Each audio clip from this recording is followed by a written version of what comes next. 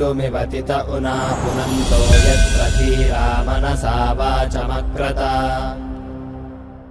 ఓం నమో గణపతయే. మొన్నటి రోజున ద్రౌపదీదేవి గురించి మనం ఒక వీడియో చేసుకున్నామండి. ద్రౌపదీదేవి ఒకానొక సన్నివేశంలో ఒకానొక సందర్భంలో కర్ణుడు నాకు 6వ భర్తగా ఉంటే బాగుండు, కర్ణుడు యొక్క రూప లావణ్యాలు చూసి నేను ముగ్ధురాలయ్యాను అన్నట్లుగా కృష్ణుడు చెవిలో చెప్పినటువంటి ఒక సన్నివేశం మనం గత సినిమాల్లో చూసాం. అది ఎక్కడిది, ఏ సన్నివేశం నుండి తీసుకున్నారు, అది ఎక్కడిది, ఏ పుస్తకం నుండి తీసుకున్నారు అని విశ్లేషించేటటువంటి సందర్భంలో నేను కొన్ని హేతువులు చెప్పాను. దానికి హేతువుల్లో మొట్టమొదటి హేతువు ఏమిటి అని అంటే కనుక ద్రౌపది స్వయంవర సమయంలో చాలామంది రాజులు ఆ యొక్క మత్స్య యంత్రాన్ని ఛేదించడానికి వస్తారు. అంటే కదులుతూ ఉంటుందన్నమాట. కదులుతూ ఉండేటటువంటి మత్స్య యంత్రం ఆకాశంలో ఉంటుంది. అది కదులుతూ ఉండగానే కొట్టాలి. కింద 5 బాణాలు ఉంచుతారు. ధనుస్సు చాలా పవర్ఫుల్గా ఉంటుంది. ఎవరైతే ఈ ధనుస్సును తీసుకుని ఈ 5 బాణాలతో ఆ కదులుతున్నటువంటి మత్స్య యంత్రాన్ని, ఆ మత్స్యాన్ని భేదిస్తారో వాళ్ళకే నా కూతుర్నిచ్చి పెళ్లి చేస్తాను అనేటటువంటిది ఆ యొక్క ద్రుపద మహారాజు పెట్టినటువంటి ఒక పందెం ఇది. ఇది సహజంగా పురాతన కాలంలో పూర్వపు రోజుల్లో సర్వసాధారణం మాటండి. ఎక్కడైనా ఒక రాకుమార్తె ఉంది అని అంటే కనుక స్వయంవరం ఏర్పాటు చేసి వాళ్ళు ఏదో ఒక పోటీ పడతారు. ఆ పోటీలో గెలుచుకున్నటువంటి ఒక రాజుకి, ఒక రాజకుమారుడికే ఆ అమ్మాయినిచ్చి పెళ్లి చేయడం ఉంటుంది. ఇక్కడ గెలుచుకోవడం ఏమిటండి, ఇది ఏమైనా వస్తువా అని చెప్పేసి కొంతమంది అనుకోవచ్చు. అలా కాదు. అక్కడ వస్తువుగా ఎక్కడా కూడా మహారాణిని, రాకుమార్తెను చూపించేవారు కాదు. ఆ అమ్మాయి సకల రాజలాంఛనాలతో ఠీవిగా కూర్చుని ఉంటుంది.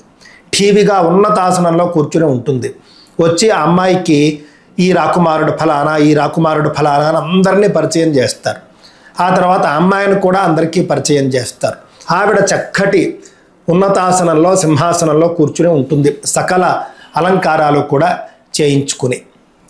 అప్పుడు రాజులందరూ కూడా వచ్చినటువంటి వాళ్ళు చాలామంది వస్తూ ఉంటారు. ఆ యొక్క రాజవంశాన్ని బట్టి, రాజవంశ ఖ్యాతిని బట్టి చాలామంది వస్తారు రాజకుమారులు.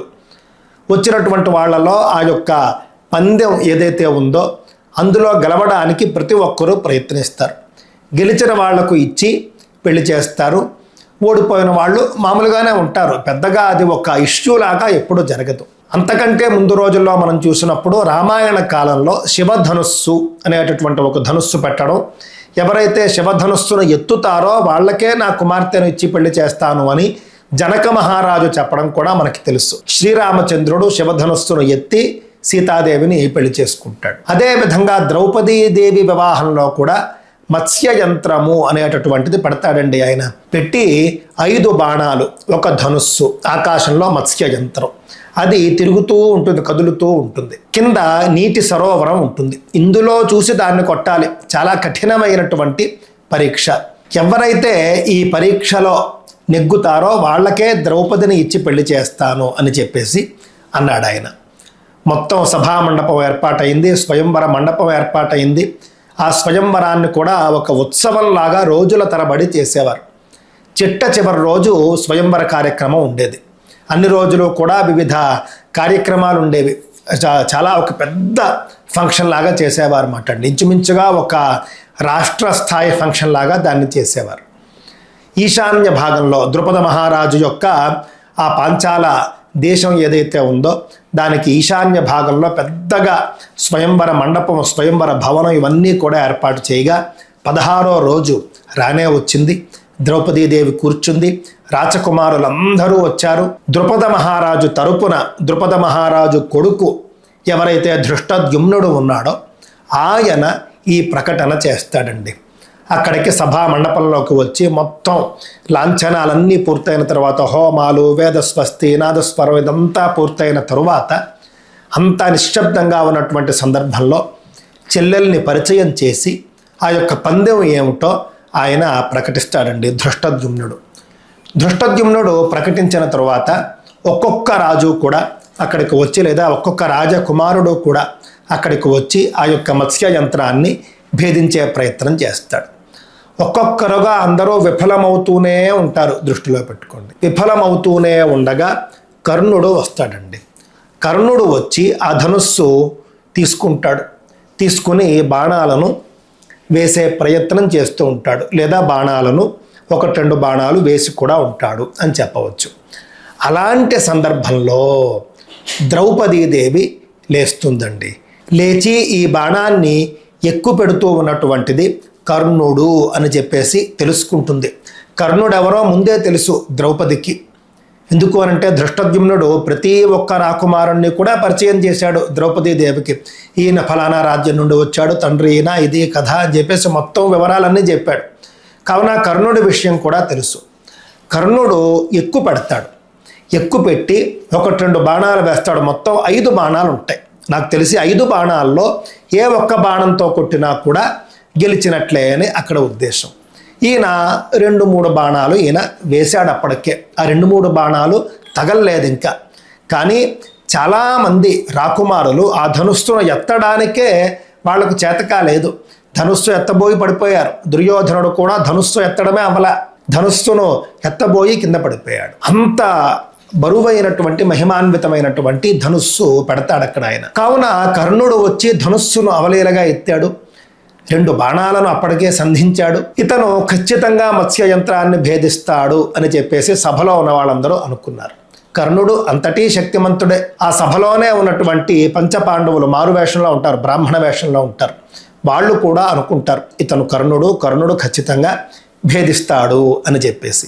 అలాంటి సందర్భంలో ద్రౌపదీదేవికి కర్ణుణ్ణి పెళ్లి చేసుకోవడం ఇష్టం లేదు. కర్ణుడు భేదించేలాగా ఉన్నాడు కాబట్టి, భేదిస్తే ఖచ్చితంగా చేసుకోవాల్సి వస్తుంది కాబట్టి, నేను సూతపుత్రుణ్ణి వివాహమాడను అని అక్కడ ప్రకటన చేసిందండి. లేచి నిల్చుని గట్టిగా ప్రకటించింది. నాటి రోజుల్లో స్త్రీల యొక్క సాహసం ఎలా ఉండేదో చూడండి. వాళ్ళ ధైర్యం, వాళ్ళకు ఉండేటటువంటి స్వేచ్ఛ, స్వాతంత్రం, వాళ్ళ ఇష్టం ఎవరిని పెళ్లి చేసుకోవాలనేటటువంటిది. ఆవిడ లేచి నిండు సభలో బిగ్గరగా ఈ విధంగా ప్రకటించిందండి. ఈ వృత్తాంతం వ్యాస మహాభారతంలోనిది, దృష్టిలో పెట్టుకోండి. కొంతమంది కామెంట్లు చేశారు, మీరు చెప్పినటువంటి ఈ కథ ద్రౌపది కర్ణుణ్ణి తిరస్కరించినటువంటి కథ వ్యాస భారతంలో లేదండి, మీ వీడియో లోపభూయిష్టం అన్నారు. వాళ్ళకైనా తెలియచెప్పడం కోసం చేస్తూ ఉన్నటువంటిది. విమర్శలు ఎంతమంది అయినా చేయవచ్చు, నేను స్వాగతిస్తాను, అది మీకు తెలుసు. చక్కగా సహేతుకమైనటువంటి విమర్శలు బ్రహ్మాండంగా చేయవచ్చు. అలాగా మన వాళ్ళే, మన మిత్రులు లేకపోతే సోదరులు లేకపోతే కనుక మన ఛానల్ ఫాలోయర్స్ అనుకుందాం, వాళ్ళు కామెంట్లలో వ్యాస భారతంలో లేదు, మేము కొన్ని ప్రవచనాల్లో విన్నాము అని అన్నారు. ఆ అభిప్రాయం తప్పు. వ్యాస మహాభారతంలో ఉంది అని చెప్పడానికే నేను ఇప్పుడు మీ ముందుకు వచ్చాను. వ్యాస భారతంలో ఆది పర్వంలో 186వ అధ్యాయం అండి. 2 శ్లోకాలు మీకు చదివి వినిపిస్తాను. ఆది పర్వంలో 186వ అధ్యాయంలో 21వ శ్లోకం చూడండి. సర్వాన్ నృపాంస్తాన్ ప్రసమీక్ష్య కర్ణః ధనుర్ధరాణాం ప్రవరో జగామ ఉద్ధృత్య తూర్ణం ధనురుద్యతంతత్ సజ్యంచకారాశు యుయోజ బాణాను. ఆ రాజులందరినీ చూసి ధనుర్ధారులలో ఉత్తముడైనటువంటి కర్ణుడు లేచి వెళ్ళి వెంటనే ఆ ధనుస్సును ఎత్తి ఎక్కుపెట్టి బాణాలను సంధించాడు. అప్పటి వరకు ప్రయత్నం చేసిన వాళ్ళందరూ విఫలమయ్యారు కదా చాలా మటుకు. అప్పుడు ఇంకా కర్ణుడు వెళ్ళాడు, నేను సాధించగలను అని చెప్పేసి. దృష్ట్వా సూతం మేనిరే పాండుపుత్రాః భిత్వా నీతం లక్ష్య వరంధరాయాం ధనుర్ధర రాగకృత ప్రతిజ్ఞం అత్యగ్ని సోమార్క మథార్క పుత్రం. అగ్ని కంటే చంద్రసూర్యుల కంటే కూడా తేజస్వి అయినటువంటి కర్ణుడు ఆసక్తితో ప్రతిజ్ఞ చేస్తూ లేవడం చూసి, అంటే నేను కొడతాను అని చెప్పేసి ప్రతిజ్ఞ చేసి లేవడం చూసి ధనుర్ధరులైనటువంటి పాండవులు ఇతడు లక్ష్యాన్ని భేదించి నేలకూలుస్తాడు అని భావించారు. అంటే పాండవులకు కర్ణుడి గొప్పదనం తెలుసు, భేదిస్తాడు, నేలకూలుస్తాడు. చూస్తూ ఉన్నారు, వాళ్ళేం చేయలేదు, చూస్తూ ఉన్నారు. అప్పుడు లేచిందండి ద్రౌపదీదేవి. దృష్ట్వా తు తన్ ద్రౌపదీ వాక్యముచ్చైః జగాద నాహం వరయామి సూతం సామర్షహాసం ప్రసమీక్ష్య సూర్యం తత్యాజ కర్ణః స్ఫురితం ధనుస్తతు. కర్ణుణ్ణి చూసిన వెంటనే ద్రౌపది పెద్దగా బిగ్గరగా నేను సూతుణ్ణి వరించను అంది. ఇదంతా చూసి కోపంతో నవ్వుతూ సూర్యుని వైపు పైకి చూసి కర్ణుడు వెంటనే వెలుగులు చిమ్మేటటువంటి ఆ ధనుస్సును వదిలిపెట్టేశాడు. ఇది వ్యాస మహాభారతంలో ఆదిపర్వంలో 186వ అధ్యాయంలో 21, 22, 23 శ్లోకాలు ఇప్పుడు నేను చదివినటువంటివి. నేను సూతపుత్రుణ్ణి వివాహమాడను అని ఆవిడ చెప్పేసింది, తెగేసి చెప్పింది. దాంతో ఇంకా కర్ణుడు అవమానంగా భావించి తలదించుకుని సూర్యుణ్ణి చూసి కోపంగా ధనుస్సును పక్కన పెట్టేసి వెనక్కి వెళ్ళిపోయాడు. ఇది జరిగినటువంటిది. ఇదేమిటండి, ఒక పోటీ పెట్టారు, ఆ పోటీలో ఎవ్వరు గెలిస్తే వాళ్ళకి ఖచ్చితంగా ద్రౌపదిని ఇచ్చి పెళ్లి చేయవలసిందే కదా, సూతుడు అది ఇది అని చెప్పేసి మాట్లాడడం ఏమిటి, ఇది అవమానం కాదా అని అంటే కనుక నేను ఇందాక చెప్పాను చూసారా, ధృష్టద్యుమ్నుడు సభాముఖంగా ప్రకటించాడు, ఈమె ద్రౌపది పాంచాల రాజపుత్రి, యాజ్ఞసేని, యజ్ఞం నుండి ఉద్భవించినటువంటిది, ఇవన్నీ కూడా చెప్పారు కదా. యాజ్ఞసేని అంటే యజ్ఞసేన మహారాజు యొక్క కుమార్తె. అదేవిధంగా యజ్ఞం నుండి కూడా ఈవిడ జన్మించింది, జన్మిస్తూనే 16 ఏళ్ల కన్యగా జన్మించింది అని ఆమె జన్మకు సంబంధించినటువంటి వివరాలన్నీ చెప్పి స్వయంవరం పోటీ ఏమిటో చెప్పిన ధృష్టద్యుమ్నుడు ఒక ముఖ్యమైనటువంటి మాట అప్పుడే రాజులకు చెప్పాడు. ఏతన్ మహత్కర్మ కరోతి యోవై కులేన రూపేణ బలేన యుక్తః తస్యాద్య భార్య భగినీ మమేయం కృష్ణా భవిత్రి నమృషా బ్రవీమి. ఈ గొప్ప పని అంటే ఏదైతే మత్స్య యంత్ర భేదనము అని పెట్టారో ఈ గొప్ప కార్యాన్ని ఎవడు చేస్తాడో కులం, రూపం, బలం ఈ 3 కలిగినటువంటి ఆ వ్యక్తికి నా చెల్లెలు ద్రౌపది భార్య అవుతుంది. ఇక్కడ కులము అనంటే కనుక వంశము అనే దృష్టిలో పెట్టుకోండి. వంశం అంటే వాళ్ళ వంశాన్ని కూడా చూస్తామని చెప్పాడు ఆయన. ఏమని చెప్పాడు? వంశం చూస్తాము, రూపం చూస్తాము, బలం చూస్తాం. ఈ 3 కలిగి ఉండి కొడితేనే నా చెల్లెలు భార్య అవుతుందని చెప్పాడు. అలా కాకుండా అన్నిటికీ అతీతంగా ఎవ్వరు ఈ పని చేసినా కూడా నా చెల్లెల్నిచ్చి పెళ్లి చేస్తాము అని చెప్పేసి బేషరతు ప్రకటన ధృష్టద్యుమ్నుడు చేయలేదండి. ఇది భారతంలో ఉన్న మాట, నా సొంత మాట కాదు. కావున ఈ వంశము అంటే వాళ్ళ వంశం ఎలాంటిది, అక్కడ వాళ్ళ ఉద్దేశం ఏమిటంటే రాజవంశం. నాటి రోజుల్లో రాజవంశం లేదా బ్రాహ్మణులైనా సరే వర్ణ వ్యవస్థ మీ అందరికీ కూడా తెలుసు, క్షత్రియుల కంటే కూడా బ్రాహ్మణులు పైన ఉండేవారు కాబట్టి నాటి రోజుల్లో మహర్షులు రాజకుమార్తెలను పెళ్ళిళ్ళు చేసుకునేవారు. అది సంప్రదాయంగానే ఉండేది, అది కూడా శాస్త్రీయంగా దానికి వేరే పద్ధతులు ఉన్నాయి. అలాంటప్పుడు వంశం చూస్తామన్నాడు, రూపం చూస్తామన్నాడు.